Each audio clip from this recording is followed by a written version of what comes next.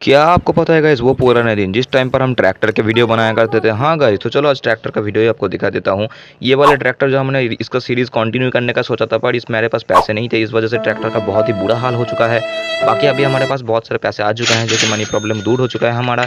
तो अभी हम सोच रहे हैं कि इस पार्ट को कंटिन्यू करेंगे और ट्रैक्टर को जितना ज़बरदस्त हो सके कम पैसे के अंदर उतना बनाने का कोशिश करेंगे। उसके बाद जो हमारा ट्रक आता है, ये ट्रक को भी हमने सोचा था कि बनाऊंगा, बट भाई मैं कुछ कर नहीं पा रहा था। मेरे चैनल पर ज़रूर विजिट करना और एक बार देख लेना दोनों ट्रैक्टर का वीडियो। वैसे मैं ट्रैक्टर का वीडियो नीचे ज़रूर से दे दूंगा, आप लिंक पे क्लिक करके ज़रूर से देख लेना और सब्सक्राइब भी कर देना। तो पार्ट 1 के लिए रेडी रहना, पार्ट 1 में मैं ट्रैक्टर को बना के दिखाऊंगा। बाय।